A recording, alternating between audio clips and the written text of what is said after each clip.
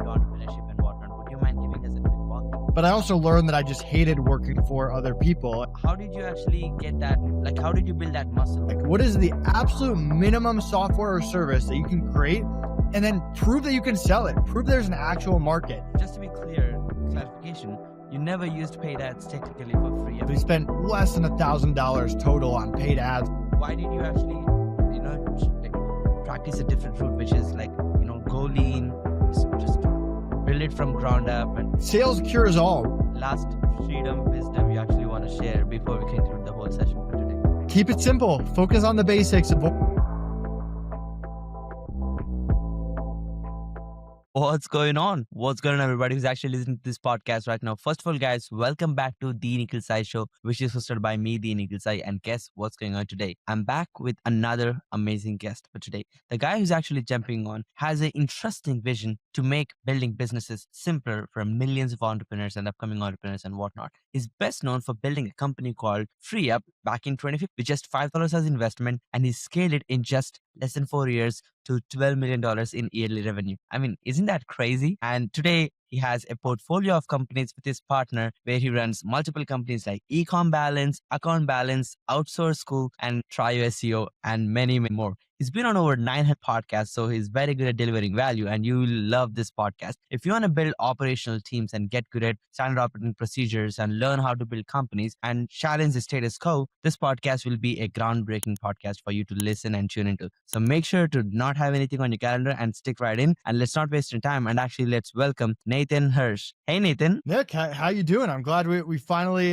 made this happen. I know it's been a while since we scheduled this. Yeah, absolutely, Nathan. It's really exciting to kind of learn about your journey and kind of get to know you, because you have really changed the scope and vision on how we look at entrepreneurship and how we could actually envision a future and make it happen. And it's interesting to see you build a platform and scale to 12 million and not have like a crazy CSU team or a big office in New York, like, the traditional route. You changed it completely. We would love to get into the business part, but before that, Nathan, I would love to hear like a backstory, kind of understand more about your context and where you're coming from and how did you get into entrepreneurship and whatnot. Would you mind giving us a quick walkthrough? Yeah, I mean, growing up, my parents were both teachers, and I grew up with the mentality that I'd go to school, get a real job, work for 30 years, retire. That's what they did, and they're living their best life, traveling the world and all that, but it just wasn't for me. I always had jobs from a young age. I worked for Aaron Sales and Lease, which is kind of like a rent-a-center. I worked for Firestone and a bunch of other just random small high school gigs, and I learned a lot about customer service and sales and all the stuff that goes in business, but I also learned that I just hated working for other people. When I got to college, I started hustling and I knew I wanted to be an entrepreneur. I didn't know what business to start. So the closest thing around me was textbooks because I was in college.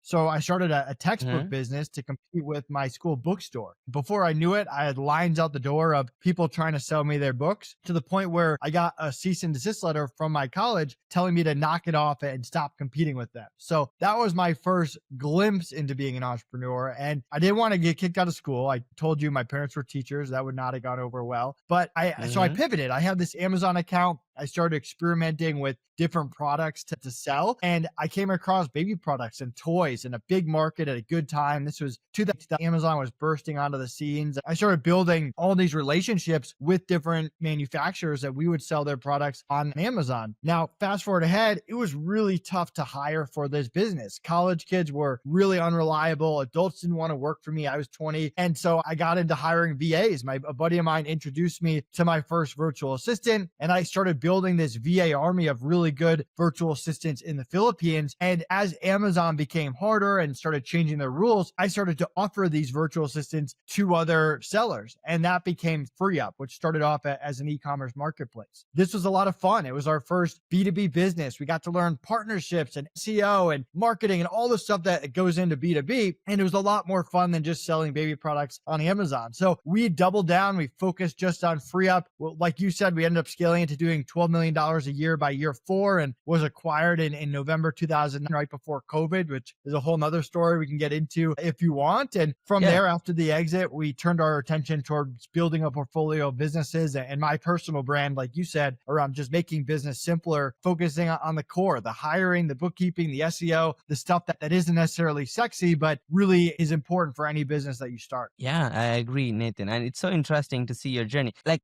we have seen a lot of, I would say, entrepreneurs or business coaches, so called, talk about the core things, which they highlight and they forget the real things, which is, oh, marketing and sales, product offer creation. Like, great, most of them have nailed it. But what we don't really understand is operations, hiring, team management, making accounts clean, and having all the boring stuff done. And nobody talks about this. I'm actually bringing this up. So walk us through, Nathan. I mean, starting from, a unexpected Amazon account, which is blowing up, to converting it into like a completely different business, which has huge scale and of course, which was acquired. That means it has created a lot of value for investors too. Would you mind getting into the trenches and helping us understand? Because it's like you're a solopreneur, you maybe you learned a thing or two, but how did you actually get that? Like, how did you build that muscle? What was the journey like for you in terms of building that FreeUp and actually selling it for a huge exit? Yeah. So whenever you have a marketplace, you always have an issue of the chicken or the egg. What comes first, right? If Hmm. Airbnb doesn't have any houses to rent and they have too many clients or vice versa, you run into issues. So we had an advantage because we had all these VAs from our Amazon business that we already knew, we already trusted, and they came with good referrals too. So then we had to go out and get the clients. And our sales pitch at the time was very simple. We said, hey, we only let the best of the best on our platform. We'll protect you if anything goes wrong. If you have even the smallest issue, we'll offer support and make sure that it's right. And no other marketplace specializes in e-commerce. E-commerce was pretty new. So you could go to Upwork and Fiverr and go through VAs and freelancers, but you weren't going through e-commerce VAs and freelancers. And by year 3 and 4,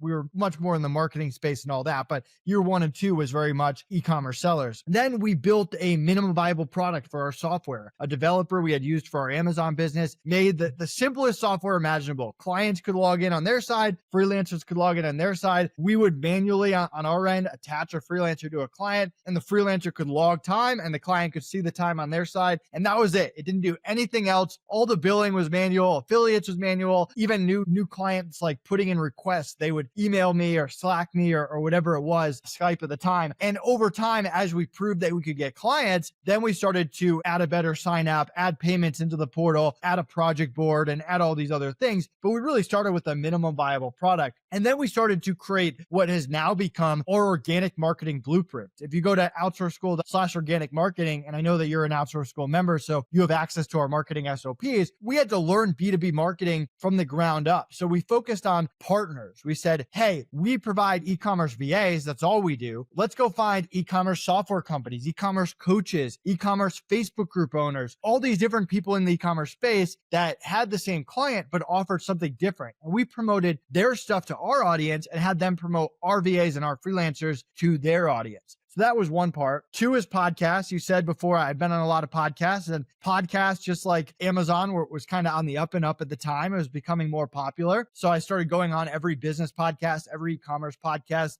that I could find. And that was a great way to network and get backlinks and get in front of thousands of people at once, my ideal customer. But I Hmm. looked for influencers, who are the e-commerce influencers in the space. How could I get in front of them, get them to promote FreeUp? We created a referral program where you get $50 or 50 cents for every hour we build to someone forever. So those influencers would promote FreeUp because they'd get reoccurring kickbacks on the back end. And we were paying out hundreds of $1,000s in referral money by the second and third year. My business partner focused on SEO and putting out really good content all around hiring. So that helped FreeUp climb in the ranking. And you can find more of that in our organic marketing blueprint. But we really just learned B2B marketing from the ground up and started to consistently find partners, put out good content, find affiliates, get in front of our ideal audience in different ways. And that's how we scaled. That's quite interesting. And just to be clear, clarification, you never used paid ads technically for FreeUp. It was completely organic partnerships, affiliates, and that's it. You never actually promoted with paid ads overall. Yeah, I mean, there was the point at year 3 where we played around with like Google retargeting, but it never really went anywhere. And we really grew without any paid ads. We spent less than $1,000 total on paid ads. And that $1,000 we spent didn't really amount to anything. So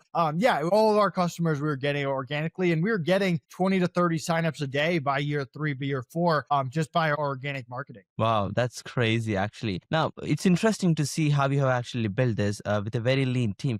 Could you actually walk us through like the traditional entrepreneur route, like the fancy route, so called, is like, oh, you have an idea, raise capital, just throw something on the product and pour on marketing and see if it sticks kind of route. Why did you actually practice a different route, which is like go lean, just build it from ground up? And like what clicked for you, Nathan, which actually made you to have that shift? And the biggest challenges is the cash flow, like to actually be sustainably growing while you're actually not losing the potential of the growth. How did you actually manage that overall? Yeah, two great questions. So I'll kind of give an example story. My neighbor, actually, his brother is building a dating app in a business, and he's been working on this app for 6+ months. And my mentality when he asked for my advice, or my advice, was go out and sell it. You could spend the next 4 years working on this app and it still won't be done. You'll still be wanting to make it better. There'll be more things to build. That's a never ending process. Instead, Hmm. what I like to do is build a minimum viable product. What is the absolute minimum software or service that you can create? And then prove that you can sell it. Prove there's an actual market. And if you can't sell it, you probably don't have the right business idea. And if you can sell it, everything else you can figure out later. Sales cures all. Once you get the customers, you can add any features you want to the software. But like you alluded to, when I was in Florida, I would go to these meetups and people would say, yeah, once I get 500, 700, then I'll go sell. Then I'll start building. It's like, no, do the minimum, get it out there, prove that you can actually sell it. And a lot of times you think there's a market for something, but there really isn't. And you never really know until you go out and sell it. So that's what it's like in all my businesses. I start my company to shift to your second question. I start all my businesses with 5, and that's really all you need for a website, a minimum viable product, and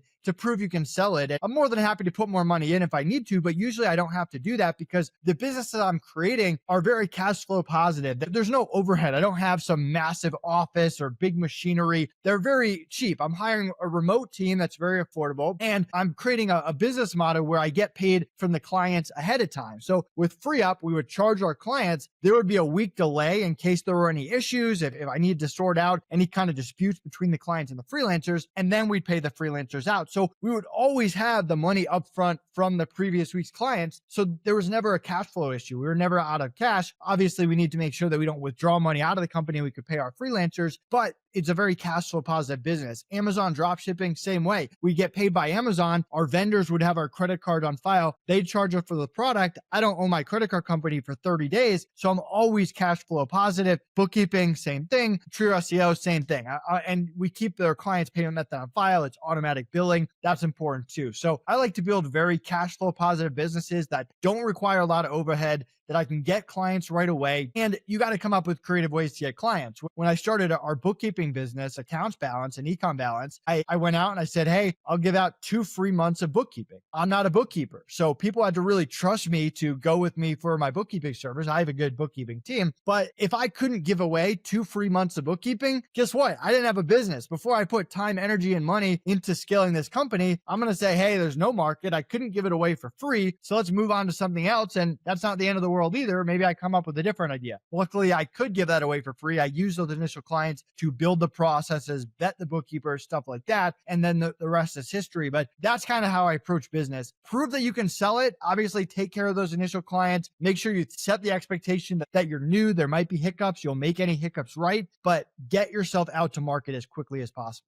Wow. Totally cool, Nathan. I mean, this would change how people actually assume the reality of building businesses. And it definitely kind of gives a much better perspective. And I would say a much reliable pathway to actually build business. Like building a business is a story. Building a sellable business is a whole different story, in my opinion. Like you could run business and make profit, but actually building the business in a clean manner where it has structures, processes, systems, leadership in place who could handle even without you and be able to sell it is a different story. Can you walk me through, like, did you have the intention to actually sell FreeUp from the day one you were actually building, or like what made you actually build it in a structured manner, and walk us through the exit process if possible? Yeah, when I started FreeUp, I definitely didn't have selling on my mind. I mean, like I said, I launched it with a minimum viable product and some initial VAs and customers. So we were so far away from selling, that wasn't even on my mind. Now, I do like to build all my companies to be sellable in a few different ways. One, it's it's things that people like, right? Cash flow positive, which we talked about, reoccurring revenue, which we talked about. But then it goes into having a good team and good processes. And I actually put together a playbook of how I set up my companies to be sellable from day one. Even if I don't want to sell them, you can grab it by going to outsourceschool/exit. And it's a combination of good hiring, good processes, good financials. One of the best decisions we ever made was hiring a bookkeeper from day one of FreeUp before we were even profitable, because it helped us get good reports every month and make decisions. And when we went to sell the business, we had 4 years of immaculate books going back to day one. But a combination of hiring, processes,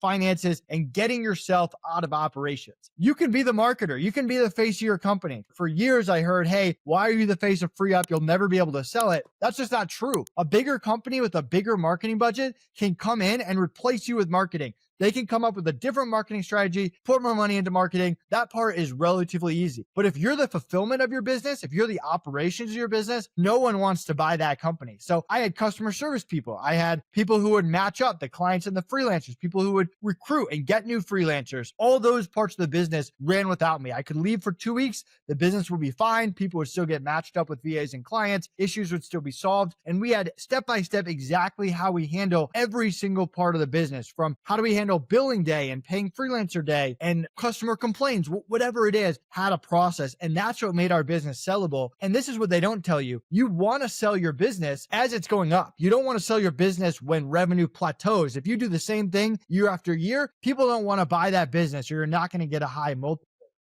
So you want to sell it when you're on the up and up, with clean financials, with good processes, with you out of operations. And that's how you're able to sell and be in position where you don't have to sell the business. We didn't have to sell FreeUp. It made us a good amount of money every single month. It was growing. We enjoyed it. We liked our team. We were out of operations. But then you can make that decision. Do I want to keep it? Do I want to sell it? If you have to sell it, or you really want to sell it, that's usually a bad position to be in and very hard to sell. Yeah, totally. I think that's definitely transformational. So in terms of thinking about how did you actually build FreeUp and actually sold it, it gives us a clear perspective. My question to you would be, like, what actually motivates you? You kind of seen like a variety of journey overall. Now you have a different playbook about going to build your businesses like e-com balance and outsource school, and you're kind of replicating the playbook you used in FreeUp, which I'm glad, and you're just teaching more entrepreneurs to do that. What excites you right now? What makes you motivated, excited to show up on this podcast, create amazing content like you do every day, and get the work done overall? Yeah, I mean, right now I'm focused on building my personal brand with my business partner, Connor Gillivan, and his personal brand. So if you think of it, we're really building a media company around our brand. We have a lot of content that helps people that we want to get out there. And we own a lot of boring businesses. We have an outsource school, which teaches you how to hire. We have a bookkeeping business, 2 booking businesses. We have an SEO business. But if you're a business owner, you have to hire. You have to do bookkeeping. You have to do SEO. So these are big markets that we can just take our small percentage of, put our spin around it, usually around efficient processes, really good customer service, and take our percentage of the market. So our goal is to keep building these portfolio of businesses. But as we decide, hey, we're going to start this business, we hire an operator from day one. So I mentioned I'm not a bookkeeper. If I'm going to start a bookkeeping business, I need a head bookkeeper. So we found Shelia, who's the controller of our bookkeeping business. As Trio SEO, we found Steven Snyder.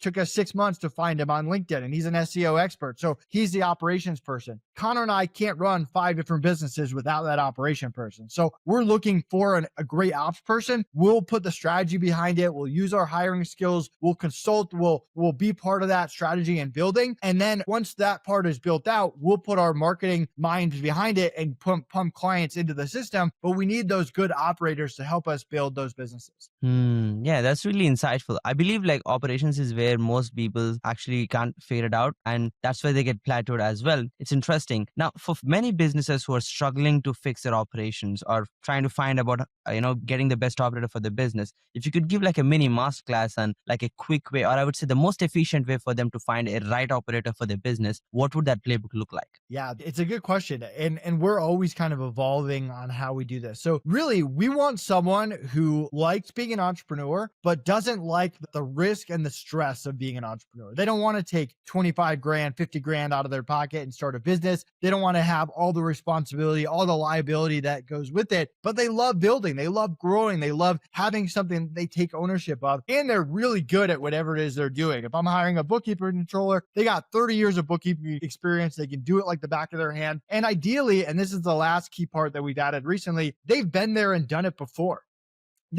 Our bookkeeper owned a bookkeeping business. Our trio SEO person, Steven, he worked for a different SEO company that had a lot of clients. So we don't want to hire someone who's never run whatever it is we're doing. We want someone who's already been there before and wants to do it again, but with more ownership, whether it's profit share or however we set it up, and just loves that building component. Now, there's other things that we look for in any hire, whether they're an operator or they're a freelancer, the same values of caring about customer service, caring about treating people right, owning up to your mistakes, great communication skills, the right attitude. Those things are very valuable. But when it comes to the operator, we're really looking for that entrepreneur mentality that loves building, that can take ownership of something that runs. And we always joke that they're signing a lifetime contract with us, which they're obviously not, but we want to hire people that want to be with us for life. This is what they're doing. They enjoy this and they know they want to be here. Obviously, the business has to do well and we have to treat them well and all that. But we like to find lifers and we've been pretty good at it. Fair enough, Nathan. That's really insightful. What made you to actually be like, okay, building FreeUp was cool, but I want to teach this other people and build Outsource School? What motivated you? What was the behind the scenes story? And what is like your mission with Outsource School in general? So the real story is we sold FreeUp in November 2009. And Connor and I were going to take the next year off. I didn't think I'd see Connor. I thought he'd be traveling the world. And COVID hit like 3 months later. So we were in this weird spot where we were stuck at home with no business ideas because all we had done for the past 4 years was think about FreeUp and how we could improve FreeUp. We had to cancel all our travel plans and we could only watch so much Netflix. We didn't know what to do. We were going crazy just like the rest of the world. So we started just brainstorming different ideas and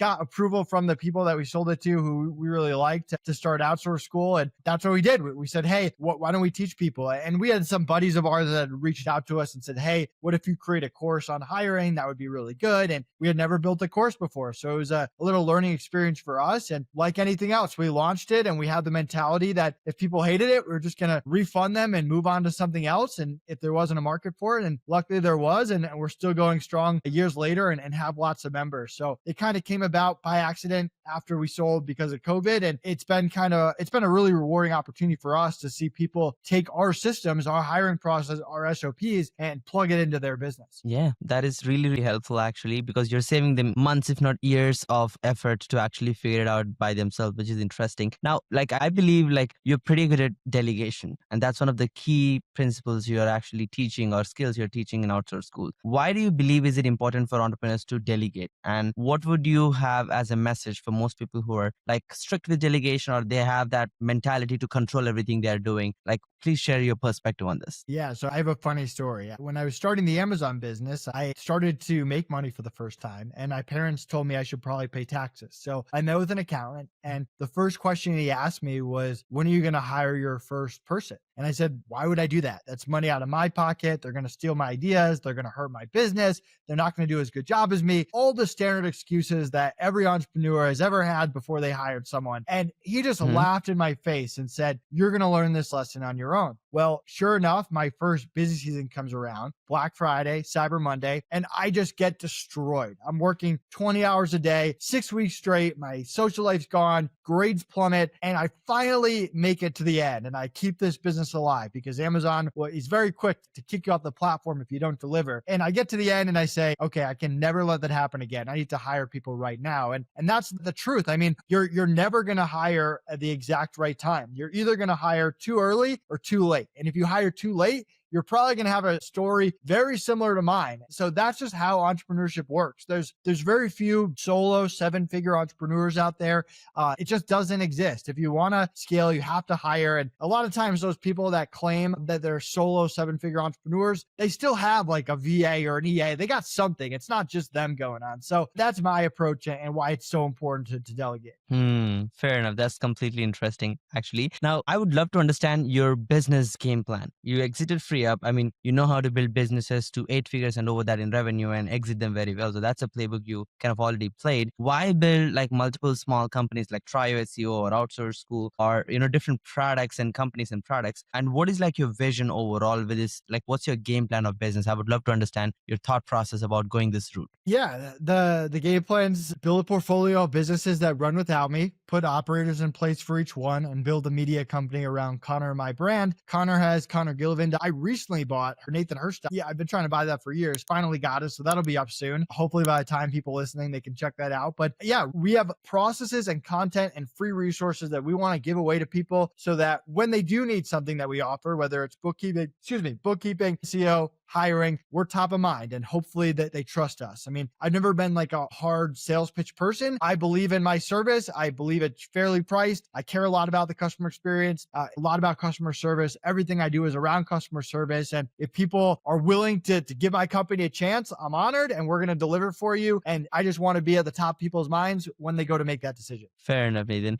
Now, we already talked about different businesses which you started just with $5 and you're growing them right now. It could be SEO, the outsource school, and whatnot. Walk us through like a failure if possible. Like, what happened? You tried it, it didn't work out. What was the learning? When did you decide that, okay, it's not working, let's just kill this right now kind of situation? Yeah, I got a good one. So with Outsource School, we tried to build a software company off of it called Simply SOP. It's like a better version of Loom to store your SOPs. And we did the same thing. We did minimum viable product, built the software, use it ourselves. We liked it, and we started offering it to different people. And we just realized there wasn't a market for it. There's some other SOP software out there like Process Street and stuff like that.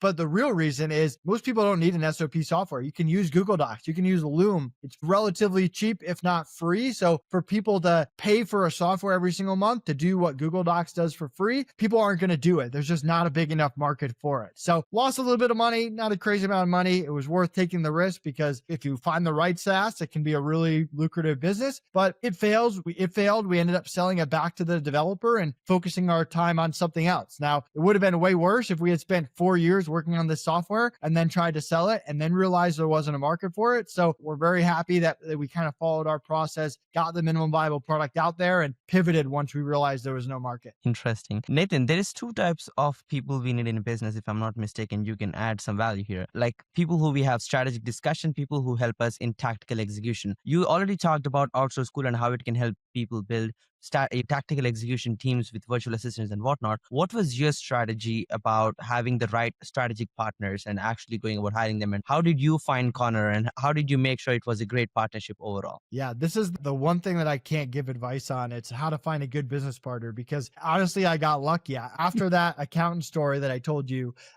happened, I posted on Facebook and I said, hey, I got an Amazon business. I'm looking to hire someone. And this kid in my business law class, who I probably said hi to a handful of times, messaged me and said, hey, I don't really understand what you do, but I'm looking for a job. And I just hired him. I didn't even have an interview process on the spot. And I ended up picking him up every day because he didn't have a car, and driving him to my house to work. And he started off adjusting prices for me and doing bookkeeping. And those car rides ended up being key because on the way to and from, he lived on campus, I was off campus at the time, we just talked business. We said, hey, we learned a lot about each other. We learned about how we wanted to be entrepreneurs, what his skill set was, what our values are as human beings, and got to know each other. And as his Amazon business grew, I could tell he was really taking ownership of it, and ended up making him a partner of that. When I started FreeUp, I actually made him a part owner of that, and he was working on some other stuff. At the beginning, he wasn't 100% sure he wanted to focus on FreeUp. FreeUp started to take off. He wanted to go full time. I said, hell yeah, let's do it. And we rewrote our operating agreement, and we've been business partners ever since. And the reason it works is because we have the same values. We care about treating people well, owning up to our mistakes, being honest upfront, but we have very, very different skill sets. I'm a little bit more talkative, a little bit more on the customer service and process and sales side. He's really good on the SEO and the marketing side, and we complement each other very well. What he hates doing, I like doing, and vice versa. So that's my overall advice. My overall advice of finding a good partner is someone who has the same values but a different skill set. How to actually find that person, I don't know. I would kind of point to how we found Steven, our operator. We network with a lot of people throughout the years and get to know them and look for characteristics of people that we would want to work with. Fair enough. Wow, that's a great story, Nathan. Now, this is where personally myself, we kind of struggle with structuring the pay or incentives for people who are helping it strategically. I mean, tactical, it's easy. We just look at the average dollar per hour for that task. We make sure there is a KPI to it and we just pay for that. But when it comes to strategy, it's something which is not ultra tangible. You can't just put a number to it. I would love to know your framework on creating the best incentive structures when you're hiring operators or business partners or actual partners, who are indirectly helping you with your traffic sources. Please help us understand what are your thoughts on building great incentive structures for teammates or long-term business relationships. Yeah. For us, the operators, it's a fixed price per month plus profit share so that the incentives are aligned, but they also have that stability that they wouldn't get if they were starting their own business. So it's a win for them. It's a win for us. Your track record matters here. It's just the truth. I mean, if you've never built a successful business before and you go out and you try to find someone who's going to work for peanuts and give them profit share over something that you haven't built yet, that's going to be very hard to do. If you have a track record like Connor and I do, we still want to treat people well, give them a good fixed price that they get even when we start out, even when the company's not profitable, but they'll trust you more. And we do our best to not break that trust. And they'll take maybe less than they would get if they just went out and got a W-2 job, but they have the upside of that profit share. So that's kind of how we look at it. Interesting. Can you give me like the toughest situation you have been into when you're actually building the team and the organization? And how did you actually get out of this? What was the key learning in that journey? The toughest position I've been in terms of like hiring bad people or something. Yep. While building the business. Yeah. I mean, we had countless, trying to think. We've done it since FreeUp. With the Amazon business, we were young and we had plenty of issues there. Like we had these twins we hired that ended up, one of them was working, but they were billing us twice. And a lot of just, now they're funny. At the time, they were mildly annoying. Stuff that we just didn't know any better because we were new entrepreneurs. With our businesses now, and even going back to FreeUp, I mean, we've had bad apples here and there that somehow make it into our team and try to bring their negative energy and hurt our team in some way. But the way that we approach it now is we just cut them off really quick. We're nice to them. We don't get into shouting matches. We try to end on good terms to the best of our ability, but we make it clear that the decision's final and we can't work with them. And then we meet with our team afterwards and explain why and our reasoning and our mindset behind it. And that kind of prevents anything from getting to a situation where you won't be able to handle it. So I don't even consider those like big issues anymore. They're more just things that you have to do as an entrepreneur that are just a normal part of business. Fair enough. Okay. I have a question for you, which is, I know like accounts is one of the key functions in any business and you need to use it while making decisions. Do you have any framework or thought process? Because as per my knowledge, most business owners don't look at their numbers. They don't know like their actual margins. They don't take salary for themselves. They just believe whatever in their checking account is what they have, but that's just not true. Like how do you actually look at, making strategical decisions, especially when you have higher cash flow in the business to kind of expedite the growth overall? Yeah, you have to have a monthly finance meeting on your calendar every single month that you don't miss for any reason. If you want my agenda, go to accountsbalance.com/agenda. This is the same meeting that Connor and I run every single month for the past 6 years. We're going through each report. We're comparing this month to last month, this month the same month last year. We're looking at trends. We're going through expenses, so on and so forth. There's a whole bunch of stuff on there. This is the most important meeting you could have as a business owner. You're not making decisions based on gut. You're not making decisions based on money or bank account. Like you said, you're making it based on what the actual reports are telling you. And if you're not getting clean reports, you need to get a good bookkeeper that's getting you clean reports every single month. If you go to accountsbalance.com/report, you can get our sample report. This is just a made up numbers, but it's a clean, easy report that every entrepreneur should be able to understand. And you don't need to learn how to become a bookkeeper. You don't need to learn how to do QuickBooks. You do need to learn how to read an income statement, a balance sheet, and a cash flow statement. Wow, that's really insightful. I appreciate you sharing a lot of resources throughout the show. I think it's a great way for people to grab everything you're just doing, and you're just practicing what you preach. And I love that fact overall. I would love to know, Nathan, what kind of tools do you use on a daily basis to manage your personal productivity and your projects? Yeah, we use Slack. We use Airtable. We use Google Docs and all of that. We have ClickUp for one of our companies. I use a cool app on my phone called WordBoard. So all these free resources, all my canned responses for the normal questions that all my businesses get all the time. Instead of writing them out, I just have them on WordBoard and I press a button and it inserts it, whether it's on social media or whatever it is. So The I keep it simple. I'm not using anything too crazy. I like to run my businesses very simply. I use Publer for scheduling stuff. I should have mentioned that. That's a good one for social media, but nothing too crazy. Understandable. Okay. Walk us through your typical day. I mean, you love to have family time. How did you learn to actually manage your business in a manner where it actually gives you the freedom to actually live the life? And I would love to kind of walk you through, understand more about your daily routine. Yeah, my daily routine before or after I had a 5 month old, because it's a little bit different. Very common problem, which I actually hear. I would love to hear before having kids. Like, what would you do? How did you keep up with yourself? Yeah, so I've always been one to wake up early. It's in my blood. Probably got it from my dad. So I like to get up like 5, 6 o'clock, somewhere in there, and get a few hours of work in when no one's bothering me. No one's awake, no one's messing me, and I can just get caught up on whatever the most important project is that day. So I focus on that first. I would also have a hit list of things I do in the morning where reaching out to podcasts, reaching out to blogs, reaching out to influencers, reaching out to leads. That I would do that 15 minutes every single day. And I mean, if you're doing the most important project and outreach every single morning and start your day, by 9 a.m., you're ahead of most entrepreneurs out there. Then I'll usually have my meetings and stuff with my teams in the morning. I work out 1 hour every single day. I usually do that around 11 o'clock. I'll be doing that after this podcast. And from there, any last wrap up stuff at the end of the day, usually sales calls, networking calls, and then I get to end my day relatively early around 2 or 3 o'clock. So that's kind of how I've always structured it: is get stuff done early as possible, enjoy the rest of the day. The only difference now is my kid gets up at 3 a.m. So I'm usually battling with him from 3 to 5 a.m. to try to get him to go back to sleep. And then the same thing applies. Fair enough. Wow, it's an interesting way to actually look at your life. Now, coming back, if you could go back and give a suggestion to 20-year-old you who is just get starting with Amazon business in the dorm room, what would that number one suggestion you will give yourself? My number one suggestion. I mean, there's so many different routes that I could have gone on Amazon. I could have sold an Amazon course at the beginning. I was one of the first Amazon sellers. I could have built an Amazon software. All those people that built Amazon softwares early on, they did really well. I could have sold private label products, which I never did. I was always selling other people's products. So it all worked out. I mean, FreeUp ended up being incredible for us, but there's definitely some untapped potential on the Amazon side. But I still think my business philosophies are the same. They really haven't changed. I was lucky to learn from some other entrepreneurs early on of just building that MVP, getting it out there, focus on customer service, focus on the long game, long-term relationships, long-term clients.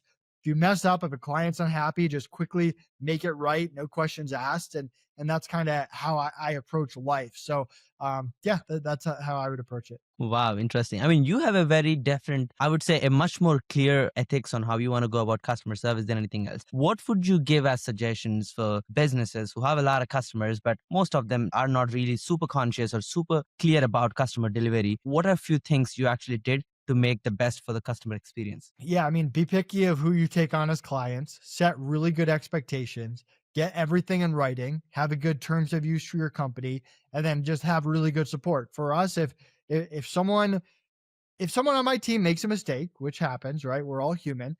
I just make it right with the Mm-hmm. client. If we turn in books late, I'm going to give the client a credit and a sincere apology. And stuff like that goes a long way. You might be giving out a 25 or $50 credit here, but those people will remember that and they'll stick around with you for life. So I learned that at Firestone in my internship. It's like you give someone a discount on oil change because they'll be with you for the next few years and you'll make a lot more money off the other stuff they spend. So that's always my mentality, even if it becomes bigger than that. And we had issues where in FreeUp, it was a dispute between a client and a freelancer, and it was over a few grand. And I always tried to find solutions. I said, hey, can we just split this three ways? I'll cover a third, freelancer covers a third, client covers a third. No one's 100% happy. Everyone's a little happy. I'm paying for something that like I'm losing money in that situation, but the freelancer doesn't feel like I screwed them over. The client doesn't feel like I screwed them over. They look at it as a fair solution, and the freelancer keeps billing hours on the platform, so I make money on them.